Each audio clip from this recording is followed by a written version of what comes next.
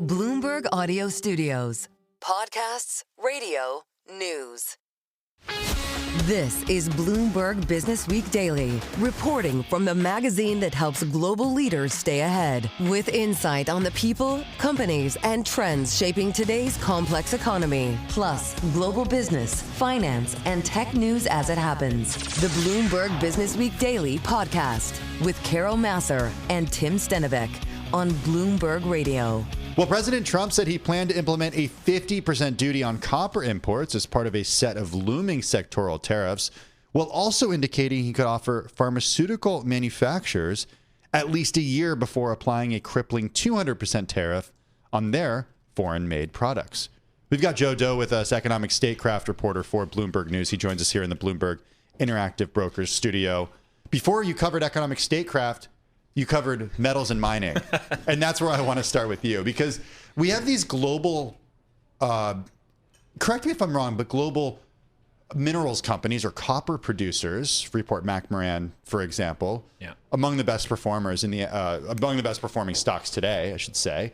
But these are global companies and they have mines all over, right? So if you put a 50% tariff on copper, then copper you import will be more expensive. Right. So it could affect companies that even if they're American companies, if they import it. Right. What am I missing here? No, I mean, this is the debate in the industry, right? So many months ago, Trump said, we're going to do copper tariffs. And it was just like one of 30 things he said in an Oval Office conversation, right? And copper came out of nowhere. That was a big deal because steel and aluminum we did 8 years ago. Copper never hit like that roster. So for it to hit suddenly, that was a big deal in the metals and mining industry because the United States consumes about 1.6 million tons of copper.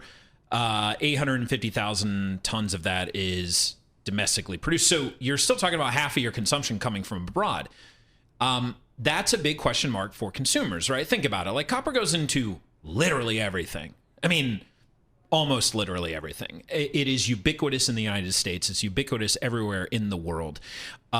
We rely on a major ally for those imports, Chile. 38% of our imports come from Chile. That's a big deal. But they're a great trade partner, right? I mean, maybe the best trade partner in South America. The idea that you're suddenly going to be putting a 50% tariff on those imports is significant because ultimately the consumers are not just you and I. It is the fabricators, right? The people who make copper pipes, copper wiring. They have questions too. And those copper wire producers, for example, might have something to say, saying, whoa, hold on, we produce in the United States. We are majorly important. We, in terms of actual revenue, in terms of actual profit, because it's more downstream, that's the ball game. So I don't know how this ultimately plays out. The president said it's a 50% tariff, but what does it actually look like on paper? Do we get 50% across the board? Do we get something that says, well, it's a 50% tariff on raw copper imports and it's a lower percent tariff or a higher percent tariff on copper products? Are there some sort of export controls? These are the questions that the market actually cares about. And I think for your listeners who are saying, Joe's all over the place with this, I can't keep up with it.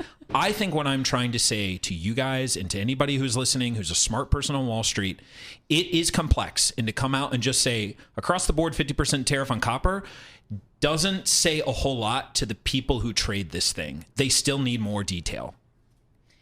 I think this is very helpful to smart people on Wall Street. I don't think you're all over the place. I think you're hitting the nail right on the head. But I mean, when it comes to the companies, like the U.S. copper companies, this is good for those stocks or not necessarily? To be determined? Mm-hmm. Right, back to the point. These copper companies are global. Mm-hmm. So Freeport-McMoRan's biggest mine is not in the United States. They do mine here in the United States, but their biggest mine is not here. So yes, on one end, it's a benefit for them, but on the other end, it is potentially harmful. And so you ask yourself, what are the conversations happening inside the C-suite of a place like Freeport-McMoRan or Rio Tinto, where they're saying, okay, great, so this helps our operations in the United States, but we have all of this other production outside. We had many customers inside the United States, and we're trying to figure out how to square away that issue. How does the supply chain work? Obviously, there's still a lot of uncertainties, But is this a scenario where the tariff ultimately would be likely to get passed down to the consumer if this is a material that is, as you've said, in like literally everything, phones, cars, etc.? I guess we'll have to see. I think this has always been the issue with even steel and aluminum. How much did the end consumer actually end up paying more for various products? Like we heard way back in the day, in 2018, 2019, people who were buying new windows for their houses, have the window frames are all aluminum. They were paying more for their window frames. But it's not as clear if, like you say, buy an iPhone, right? Like how much copper is in the actual iPhone. I don't have the number off the top of my head, but I think we're going to have to get the actual details of what actually gets put into the Section 232 decision. And then we're going to, if it, whatever goes into place, we're going to have to see how it actually impacts these downstream consumer products all the way down to wiring in your house. I want to talk about economic statecraft. And there's a paper from the Hoover Institution about this from H.R. McMaster, who served in the Trump administration, and Andrew Grotto as well. And they write that when a country uses an instrument of economic statecraft, it aims to produce an economic effect within its domestic market or in global markets to achieve a geopolitical objective. Economic statecraft in the context of your beat, I imagine, has a lot to do with the United States and what the United States is doing to achieve certain outcomes. Yeah. How's it going right now? It's a tough call, right? I mean, listen, I think it is easy. We've all known Donald Trump for a very long time, and we know the bluster that he puts out into the market and the different things he says. There are things he says that there are a lot of smart people who say, he's actually right. It's just the way he said it maybe is not the way to communicate it, right? But at the same time, there are things that you do that aren't actually good, right? Like these reciprocal tariffs obviously were received very terribly by the United States markets and global markets. And I think we've seen that play out over the past 3 months in the markets. On the other hand, if you look at something like rare earths, critical minerals, what we saw between the United States and China was the negotiation for the trade agreement between the United States and China actually became about rare earth magnets, these permanent magnets that are needed in all sorts of the electrification and EV vehicles and everything else. That is important. And there is a concern among automakers. Ford has come out and said it very publicly. We reported a few weeks ago that quietly many aerospace-related companies are coming out and saying there's a concern around this. When they say there's a concern, they're saying we do realize maybe we need more domestic production of these things, of these rare earths and these rare earth magnets. And so in that regard, that's just an example of where maybe Trump is right. Maybe you do need to build out some sort of domestic industry. I'm not saying you just build the industry, right. You take it all away from China. But like an executive once told me 5 years ago, Joe, the point isn't you take 50%, China has 80% market share in the world. It's not that next year or 5 years from now, you take 50% of that market share. It's you take 1% to 2% market share each and every year, right. Little by little. Joe Deaux, economic statecraft reporter for Bloomberg News, joining us in the Bloomberg Interactive Brokers studio. Check out his work and more on the Bloomberg terminal and at Bloomberg.com. You're listening to the Bloomberg Businessweek Daily Podcast. Catch us live weekday afternoons from 2 to 5 Eastern. Listen on Apple CarPlay and Android Auto with the Bloomberg Business app. Or watch us live on YouTube. For how investors are trying to weather this and figure it out, let's bring in Libby Cantrill, Managing Director and Head of Public Policy at PIMCO. She joins us here in the Bloomberg Businessweek studio. Libby, I want to start with trade policy and tariffs, and then we'll get to the president's domestic policy win. I'm going to ask you the same question that I just asked Adam. For investors, though, is this a moment of clarity?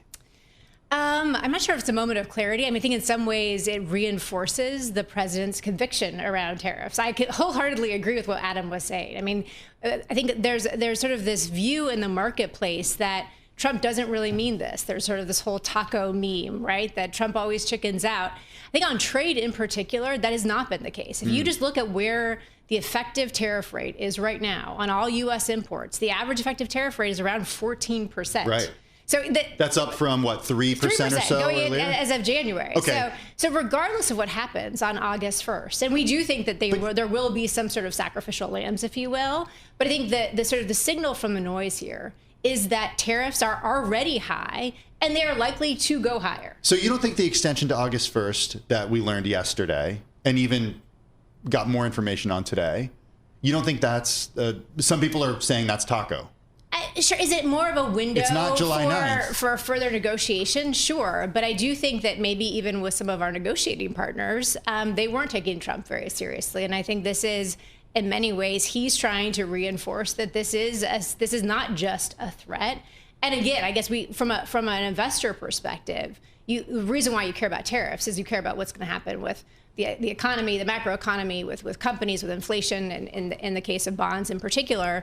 And I think that the bottom line here is that tariffs are already high. So regardless of what happens on August 1st, we do think we'll start seeing some fragility from an economic perspective. One thing that has not been mentioned that I do think is worth maybe reinforcing for investors is that, and this is getting a little wonky, but the statute that the president is using to impose these tariffs, something called IEPA, the International Economic Emergencies Powers Act, that has already been found in court to be unlawful to impose tariffs. We do think that the Supreme Court will likely hear this, and they could also decide that this is unlawful, meaning that come December, whenever the Supreme Court were to rule on this, if they were to overturn this, all of these tariffs, the reciprocal tariffs, the 10% baseline tariff, all of those would go away.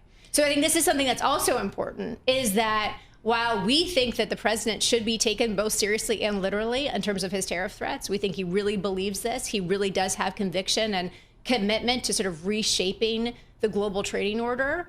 There is a possibility, and probably a high possibility, that come December or January, whenever the Supreme Court does hear this, is that they could overturn this. And that could obviously cause just another inflection point. Now, the last thing I'll just say on this, again, kind of wonky, is that the president has other tools, other legal tools that he can use to impose tariffs. One is this, what's called Section 232, and that is going to be the tool that he's going to impose things like the copper tariffs. He's already imposed aluminum and auto tariffs using that tool. Do you think that's why the market has been relatively calm in the face of all of these headlines back and forth about the different tariff rates, that investors are maybe holding out hope that we won't have that much of tariff policy change come end of the year? The equity market, right? I mean, of course, we're a bond house. And so, we look at the equity market, but I think bonds are probably taking the president a little bit more seriously. I think the equity market, is wanting to believe what it wants to believe. And I do think there is this assumption that President Trump doesn't necessarily mean this. And of course, I mean, to the credit of the equity market, we haven't necessarily seen the pass through from tariffs to either consumer prices or, hurting sentiment necessarily. So, there has been reason to be bullish. And of course, we just got the one big beautiful bill done.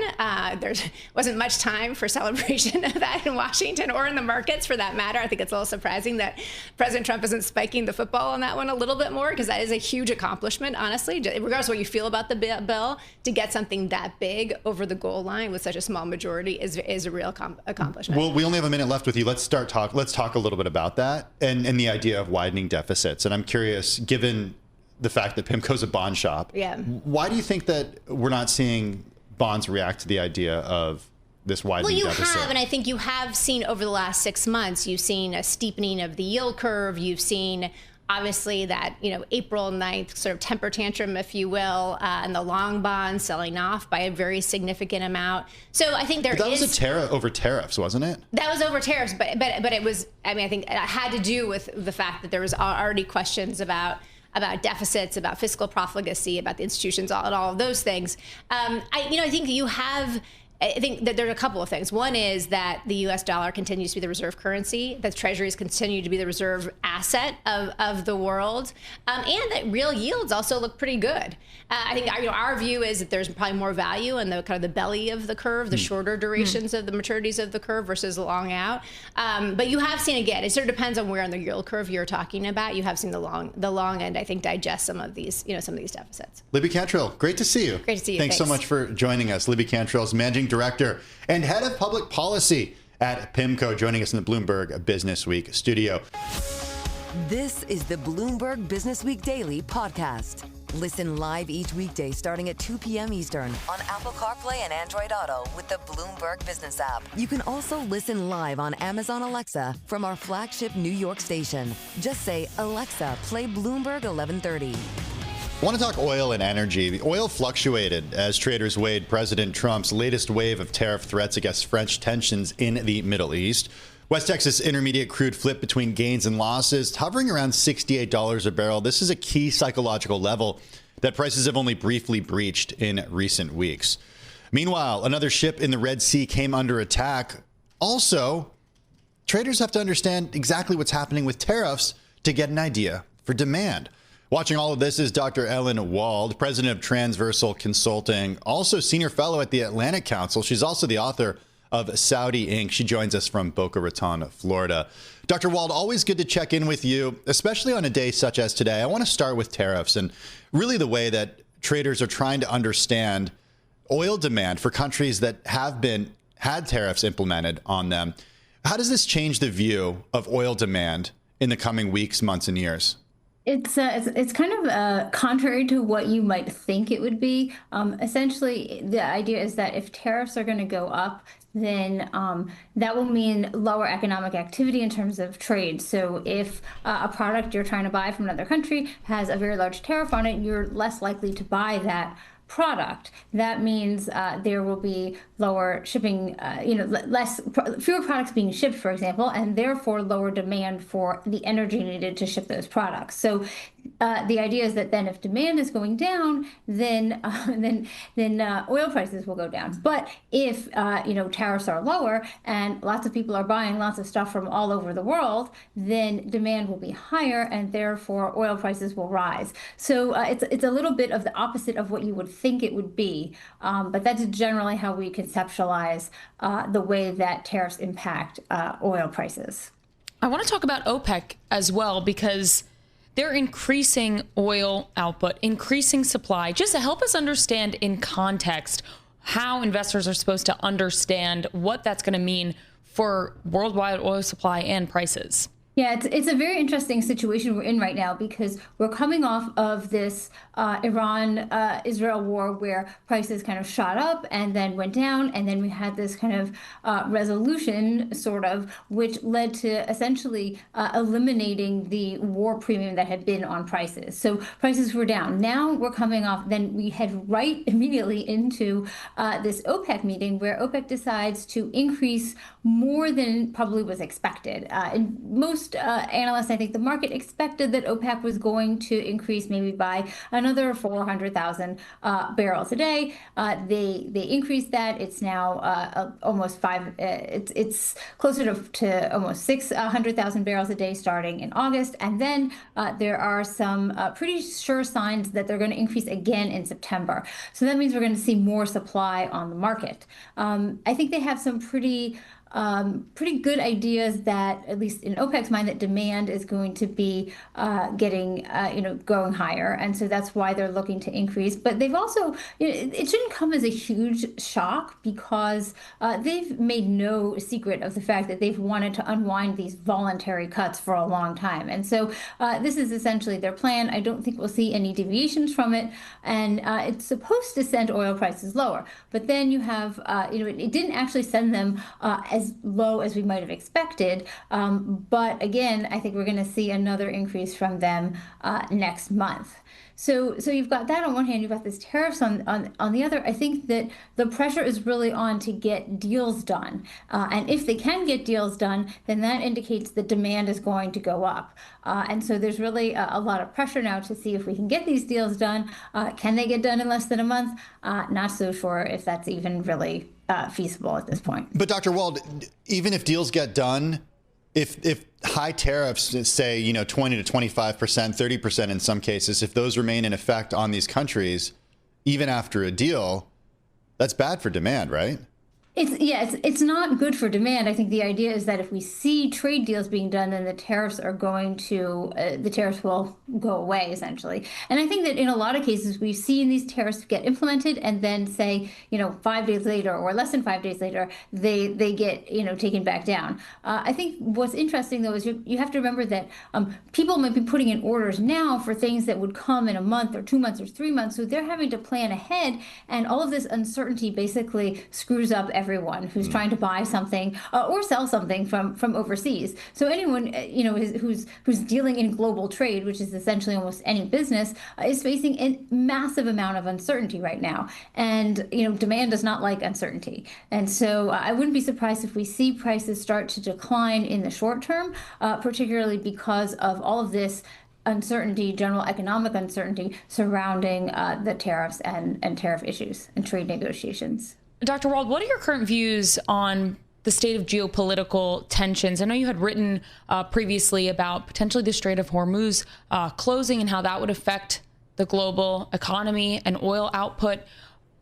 Should investors still be concerned that there are more geopolitical tensions to come that would affect the oil market in the near term, or is that risk not really present anymore?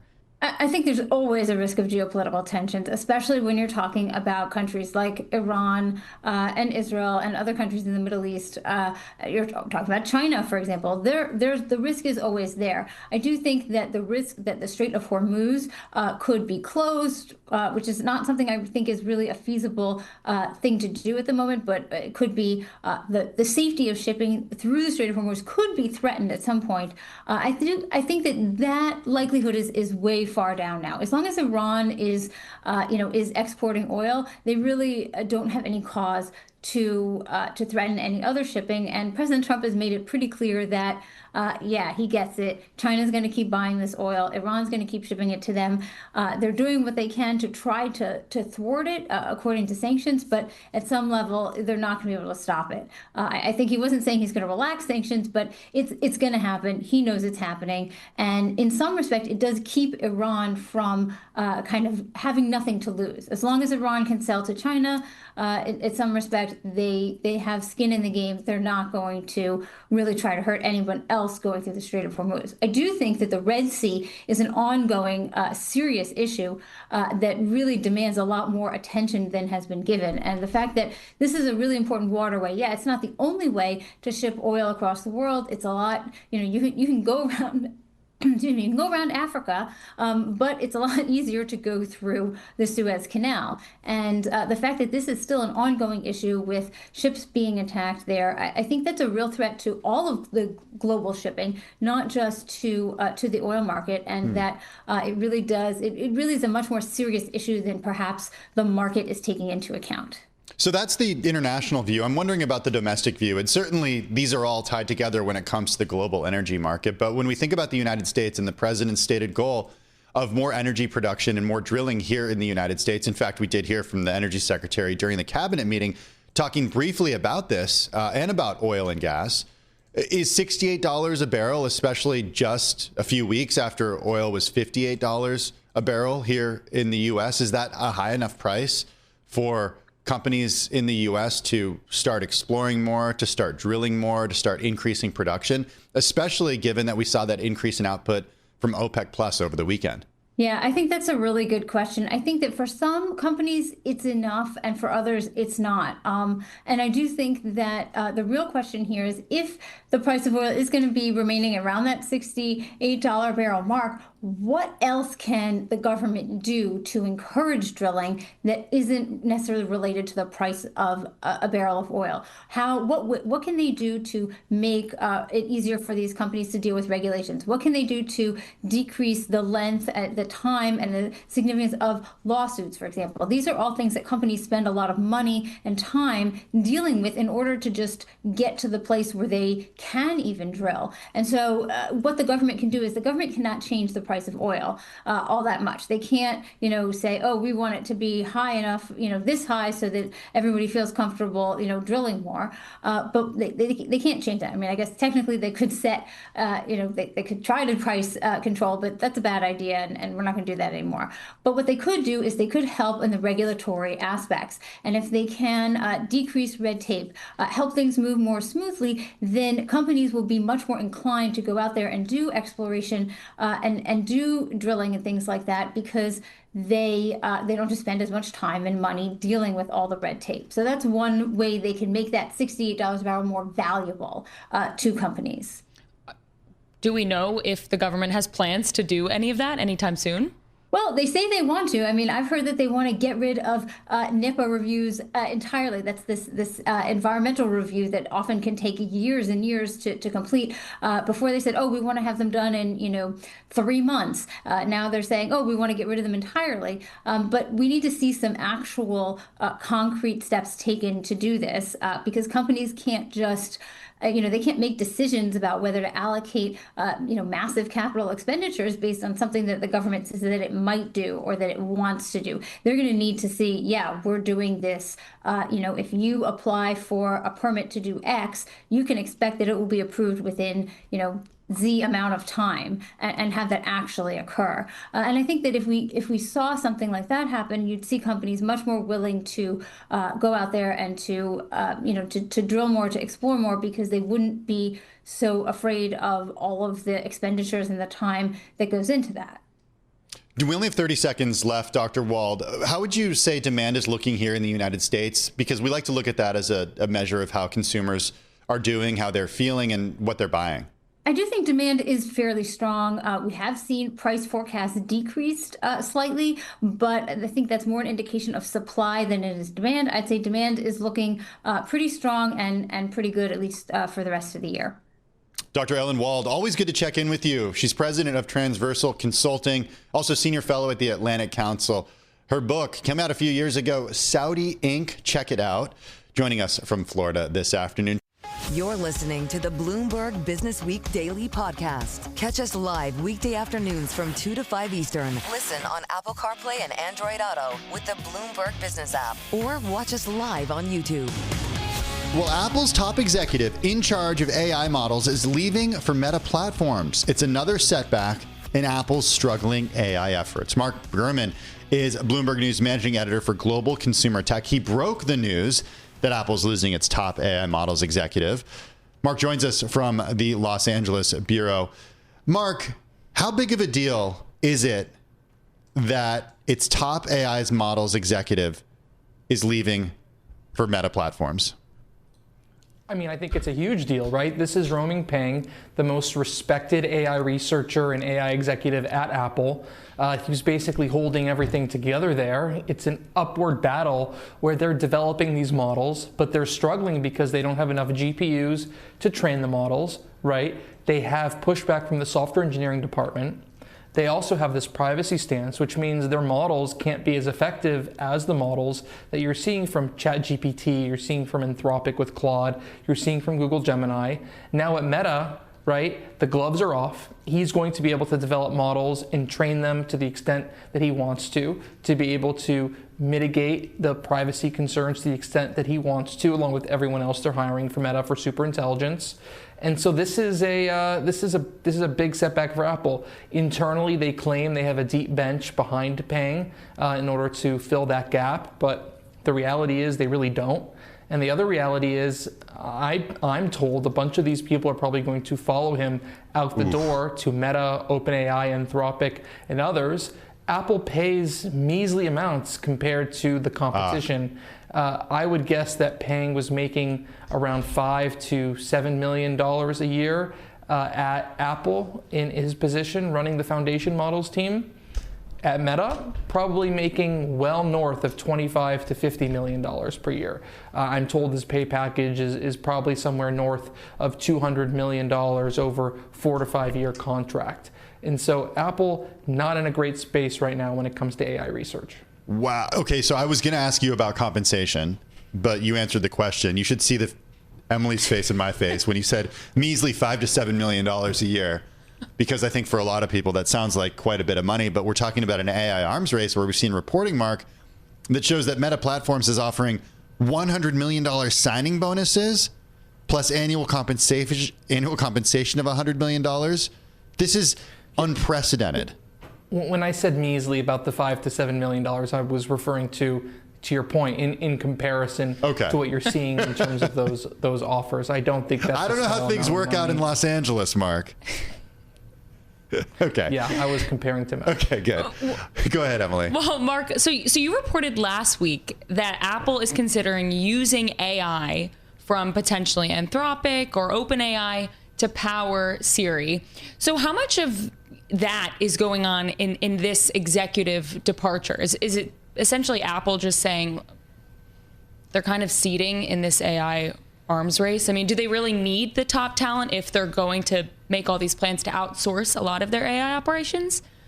It's no coincidence that Peng is leaving a week after I broke the news about this change. He runs the team that Apple is seriously considering demoting or replacing. He runs the team that Apple's top executives have essentially blamed for the mediocre performance of Siri and the LLM technology as part of Apple Intelligence. Obviously, one team believes this, another team believes that. The truth probably lies somewhere in the middle. And he's running that team. He gets an offer worth, I don't know, 10x what he gets paid at Apple, right? His team's being blamed and he's being offered 10x more money. How could you stay in that situation? You know, what Mark Zuckerberg is doing is making job offers to people that even if you don't want to work at Meta, you would be foolish not to take the money, right? I mean, they're offering generational wealth for your entire family tree for the next 300 years, potentially. You can't really say no to that, even if you don't want to work there. So he's putting people in those types of positions. What is Meta going to do? Like, what are they trying to build here that is worth all this money? Well, they're trying to get to AGI, right? They're trying to get to a point where the AI tools are even smarter than a human, right? And with this amount of money that they're throwing at the problem, they're probably going to end up being a big winner here, right? I think that on one hand, it's a completely ineffective solution from a cultural standpoint of building a team where you're getting people solely because of how much you're paying them rather than people who genuinely want to be there and work together, right? On the other hand, if you get the right people and you actually get them to work together effectively, you're probably going to end up with a winner here if you bring all the best minds together. So I definitely think that OpenAI and Google and Apple's not even in the AI conversation at this point, as far as I'm concerned, really should have some concerns regarding Meta's standpoint right now. I think people don't necessarily understand the opportunity AGI presents. You know, they know that Meta Platforms is a company that still makes the vast majority, I mean, close to, you know, in the 90% we're talking about here, of the money that it makes from selling ads, targeted ads to us on Instagram and on Facebook and WhatsApp, and increasingly WhatsApp at this point. What is the market opportunity for Meta Platforms to achieve AGI? Like, how is that going to make this company even more trillions of dollars? I mean, this could add, if they get to AGI first, and you think of everything they can do with that, I mean, this could add $5 to $10 trillion to their market cap easily. They could become the most valuable company in the world. The advantage of Mark Zuckerberg and the voting and share control he has over Meta as one of the co-founders and being the CEO and basically owning the board there is he can do whatever he wants. Shareholders are not necessarily going to push back, and it's not a shareholder-owned company like you see, like an Apple, like a Google, right? This is a company where he can make the decisions, and if he wants to throw tens and hundreds of billions of dollars at this problem, he wants to throw $100, $200 million pay packages to bring in whoever he wants, he can do that. So he does have that inherent advantage to do whatever he so chooses. Mark, who are the names that we watch next? Now with paying out, who is in charge? And can you maybe share with us who you're potentially watching next to be leaving Apple? I mean, for Apple, the AI work has now been spread amongst the company. They had an AI chief named John Giannandrea. He ran AI at Google till 2018 when Apple brought him over, and he's been extensively demoted over the last several months. They removed Siri from his command. They removed robotics from his command, a series of AI-related frameworks called CoreML and App Intense, and a bunch of other AI-related things. He essentially runs research for AI at Apple and some annotation and analytics and testing teams related to Siri and artificial intelligence. At some point, he's no longer going to be there. That's the name that a lot of AI industry people have been watching. And obviously, a lot of the other researchers who reported to Peng clearly probably on the way out as well. Mark, these are wild times. I mean, you know, I think it's fair to say unprecedented in terms of compensation. I think a lot of people are saying, is this money, you know, going to amount to something? And we'll certainly have to wait and see. In the meantime, thank you as always for joining us, Mark Gurman. He is Bloomberg News managing editor for global consumer technology. Once again, he broke the news that Apple's losing its top AI models executive as companies battle it out for dominance in AI. Check out Mark's reporting and more on the Bloomberg terminal, and give Mark a follow on the social media platforms. He's on them all. You should also subscribe to his newsletter. Comes every weekend. Power On with Mark Gurman. This is the Bloomberg Businessweek Daily podcast. Available on Apple, Spotify, and anywhere else you get your podcasts. Listen live weekday afternoons from 2 to 5 p.m. Eastern on Bloomberg.com, the iHeartRadio app, TuneIn, and the Bloomberg Business app. You can also watch us live every weekday on YouTube and always on the Bloomberg terminal.